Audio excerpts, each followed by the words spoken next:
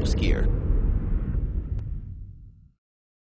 Hi there, I'm Brandy Vega. We are outside the headquarters of OPSGEAR and we're joined with David Burnell. He's the owner. David, you're getting ready for a pretty exciting trip, right?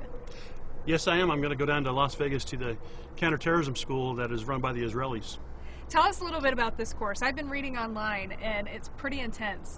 Yeah, they have a full-blown 14-day course for operators that are going to go to high-risk areas as bodyguards, but this one's condensed down to about 4 days for people that still travel to high-risk areas that need basic survival skills. So we're talking about law enforcement, SWAT, military, special operators. What kind of people go and what can they expect? Agency people go from all the federal agencies, lateral across the military, and private contractors, and they can expect to be challenged at the highest levels mentally and physically. And when we say challenged, we're not talking about a little challenge. So it's really intense. You've been through it, as you mentioned. Yeah. Talk about some of the hardest things that they might go through. I think the survive, escape, resistance and evasion portion of the course really peels people back pretty heavily. And what is the purpose? I mean, are we trying to see how people respond in severe combat situations, or are you teaching them techniques on how to survive them? I think the most important thing that I got out of the course was the resistance to being taken captive, and the fact that, you know, it's just not going to happen if I have my say. Outside of that, if you are taken captive, they're going to learn some of the skills to escape captivity.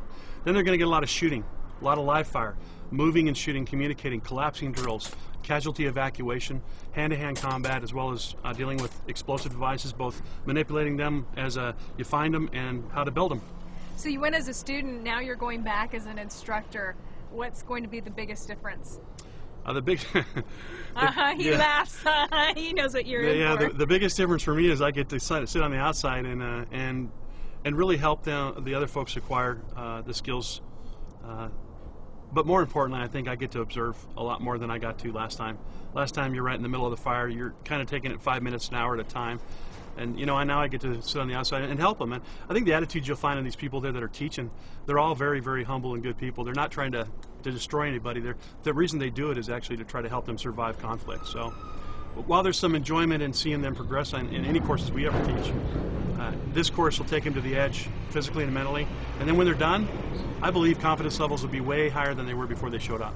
That's how it was in boot camp. I know when I went through Army boot camp, they kind of try to break you down as far as they can break you down just to build you back up, and you get that level of confidence. You're a veteran of Kosovo, right? Mm-hmm. Yeah, so you're a combat veteran, so you understand what we're talking about. Well, I don't know if I understand what you're talking about. You've got Brian here. Brian, come on over. You're getting geared up for this course, and you're going next month. Why? For a lot of reasons. I enjoy the experience of being able to do good for people. This course provides better opportunities for that, but also to improve myself as an operator. And what have you learned working under David? I mean, he's been there, he's been through it. Is he helping you prepare for this? Yeah, you know, he's got some good pointers as far as what to expect, but I think ultimately the point of courses like this is to go and be tested as an individual. And what sort of training are you doing to gear up? Or how have you been busting him in? You know, I've been very careful not to give him too much because it unfolds at a rapid pace and minute by minute.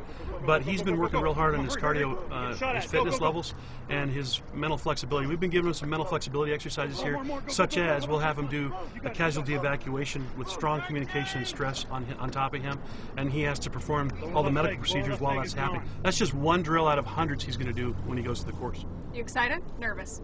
Both. Looking forward to the opportunity.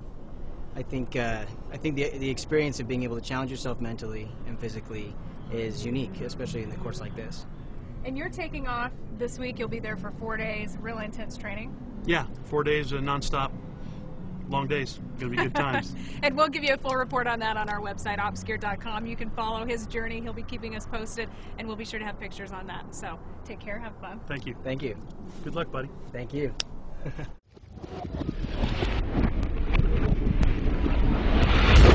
OPSGEAR.